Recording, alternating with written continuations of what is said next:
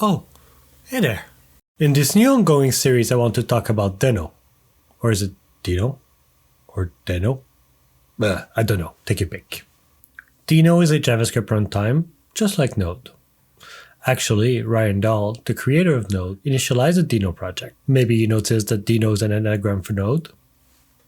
For the past 10 years or so, ECMA International, the people responsible for standardizing JavaScript and browser manufacturer, have been hard at work improving on the JavaScript ecosystem. In retrospect, the design decisions made by the creator of Node are feeling more and more foreign.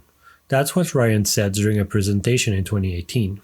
TLDR, Deno is a secure JavaScript runtime that feels more in line with the modern JavaScript ecosystem. It bundles more of the tech that the community loves. Things like TypeScript, a linter, testing tool, and WASM.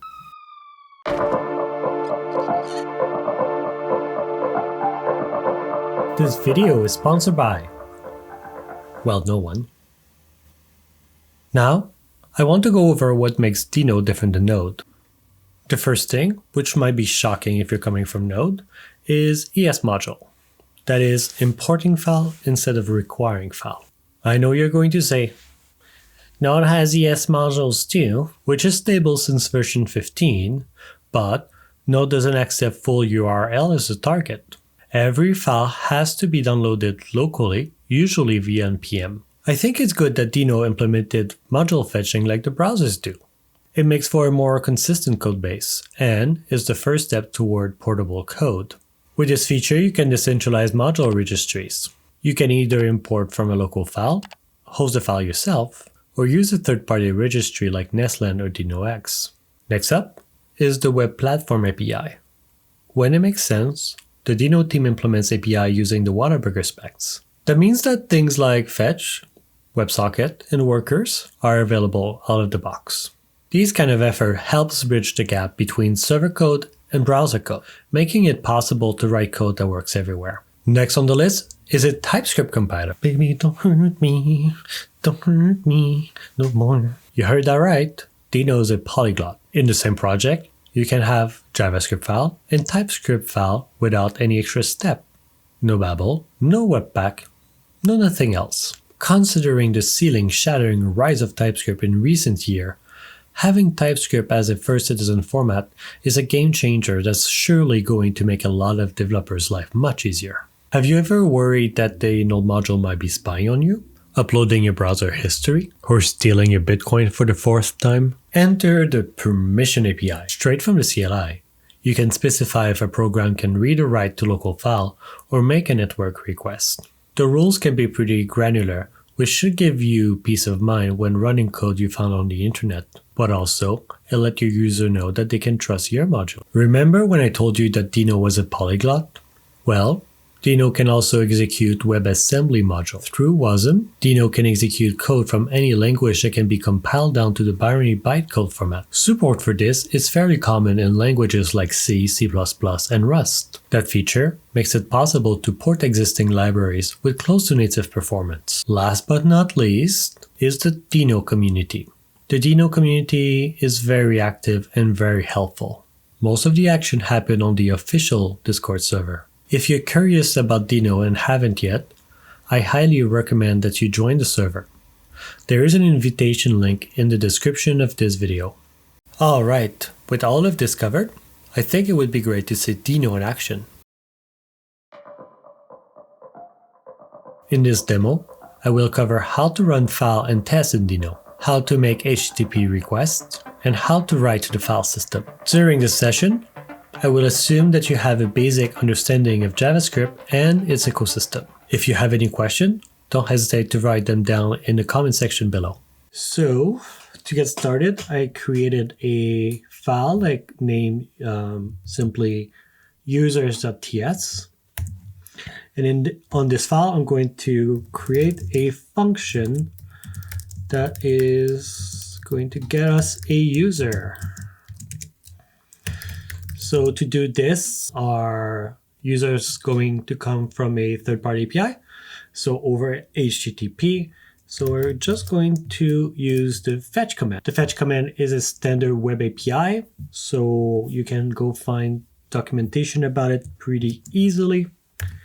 So we're just going to type in our URL, randomuser.me/API.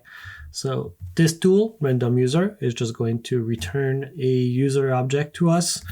And in this case, I'm just going to specify that I want the name, the email, the login, and the ID. The fetch command is going to return a promise with an object. In this case, I just need to parse the response body as JSON, which will give us an object that contains the results that contains our users.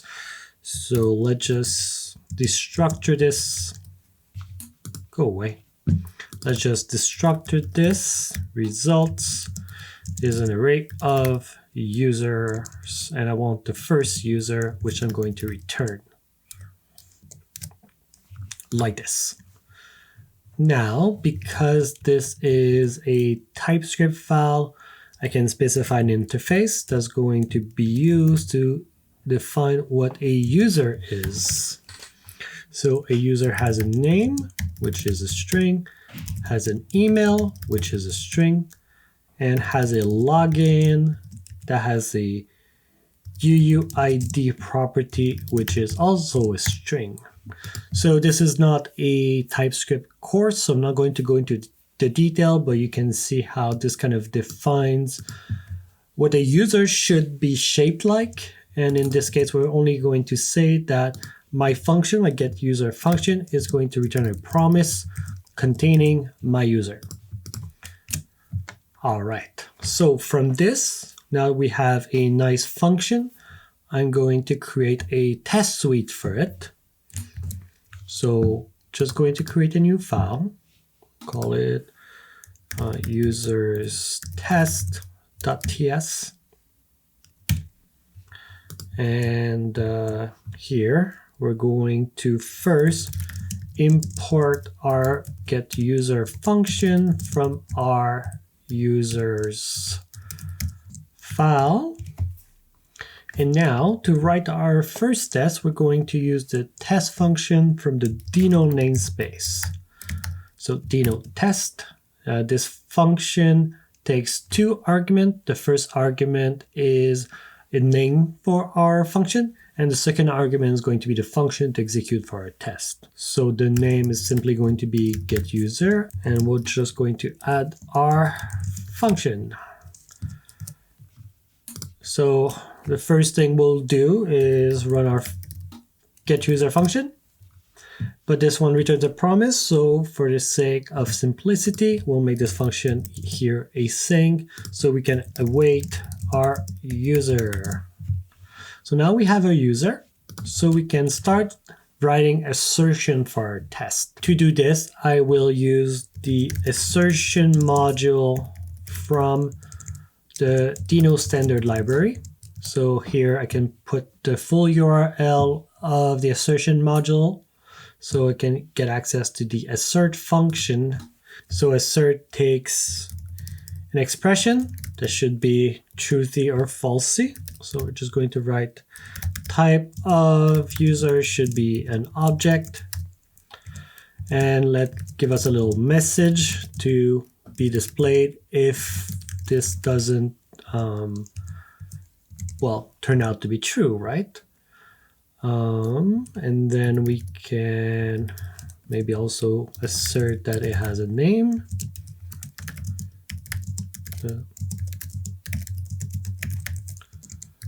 And assert that it has an email.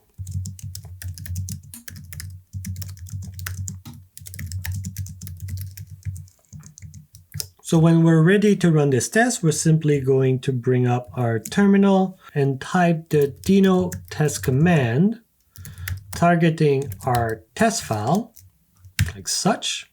The Deno test command is going to run through our file or files if we pass a directory, and run all the tests. In this case, we got an error here. It says permission denied, network access to randomuser.me.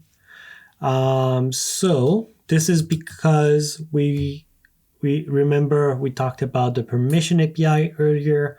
In this case, we need to specify that we allow networks requests to be made.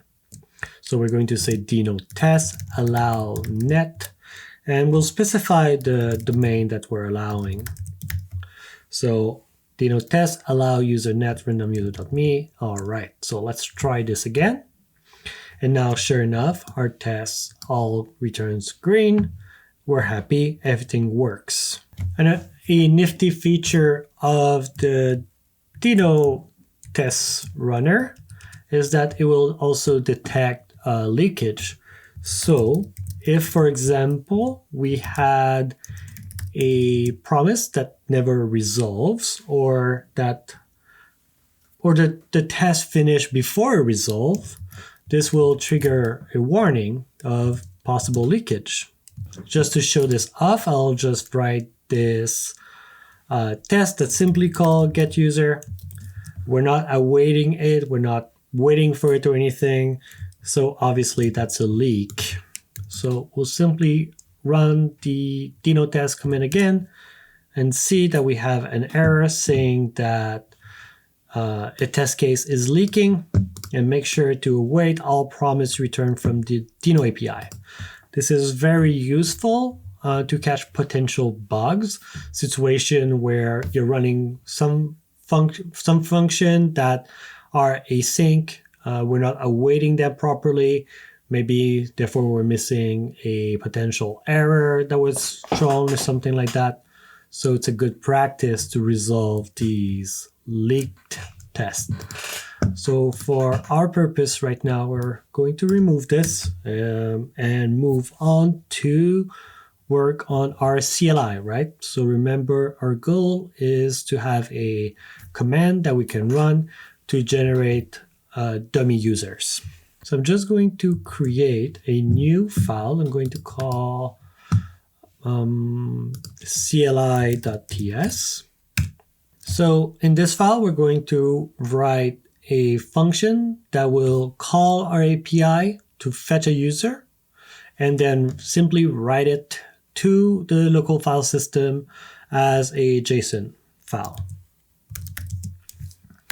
So we'll first import our user function, getUser function, like this, and then let's just write our function to write a user file. So first we can run our getUser function like this, get our user, and once that's done, now we can write it to the file system. So to write to the file system, we're going to use the write file function from the Deno namespace. First, we're going to give our file a name. So we're simply going to call it whatever is the UUID of our user.json. And then we're going to specify the content of the file. The Deno write file function accepts a typed array. So for this, we're going to use the text encoder. The text encoder is not a Deno specific API. It's a web platform API. It's going to take any string and transform them into a typed array. So a typed array is going to represent our text as bytes. So the text encoder, we want to encode a JSON string of our user, like so. So this is going to be our function that's going to write our new user to the file system.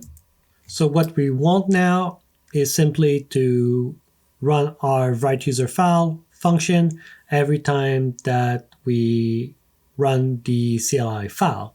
So we could do it like this, where we just type in await write user file, and this would work, but it would be kind of annoying if each time, for example, that we import this file into another file, or for example, that we want to test this file, a user would be created. So to avoid this, we're going to write a little bit of logic that's going to make sure that this is the file that was ran from the terminal.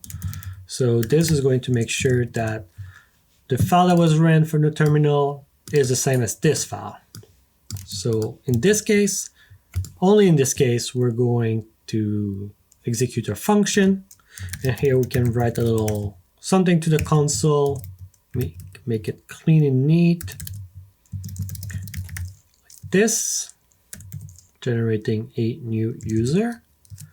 And maybe also write when it's done. Oop, not Deno, done. If you're familiar with the console log function in a browser, you know that you can style it with the little %C like this, where you can say, well, I would like this text to be green. So that's going to be a little nifty little thing. So now we have this set up. We can try to run this code via the terminal. So to do this, we're going to do Deno run, I guess CLI.ts. Run this, and now we're getting an error. The error says permission denied, read access to main module. Run again with the allow read flag. This happens because to know where the file was run from, we need to read the path. So that would give us insight into the file system. It could be a security issue. So we're just going to write Deno run allow read, and we're going to allow it to read from the current working directory. We don't want it to have access to the whole file system. So we'll restrict this, and again, CLI.ts. Let's run this. And now we're getting a different error. It says permission denied, network access to random user.me. Oh yeah, true, we forgot. Let's allow it to read, to access the network also. So allow net random user.me. We run this. Oh, and now we get another error saying, oh, we need to allow write to the file system also. Yes, that makes sense. So we'll allow to read and we'll allow to write. Allow write. Okay. All right, so now we get our little nifty message all in green, and hopefully we have our file. So let's just run ls, and sure enough, we have our JSON file here. We can maybe just run it in our editor, make sure that it looks good. So it looks very good, everything is there. So success, awesome. So because this tool is so amazing and so useful, now what would be nice is that we can distribute it to all of our friends into one nifty little command. And we will do this with the Deno install command. So the Deno install command, similar to the run command, requires permissions. So we'll say again, allow read to the local working directory, allow write, and allow net. Then we can specify a name for our command. We'll say generate users. And finally, we have to provide a URL to the file that need to be executed. In this case, I published the file to GitHub and to have a remote server. So I'm just going to paste this here and then hit enter to install our new command as generate users. It's available in the .deno directory, which should be in your path. And now we have this new little command that we can use anytime that we need to generate a dummy user. For the past 10 minutes or so, we talked about Deno, what makes it unique, and we went through an example of Deno in action. I hope this video made you curious to learn more about this fantastic project. In the next video, we will cover all of the tools that come out of the box with Deno and how the community deals with modules. No more package.json? Well, I hope you learned something today. If you like this video, don't hesitate to like, share, and subscribe. I know it sounds cliche, but it helps. Only if you can afford it, consider sponsoring the Deno community or myself. The links are in the description of this video.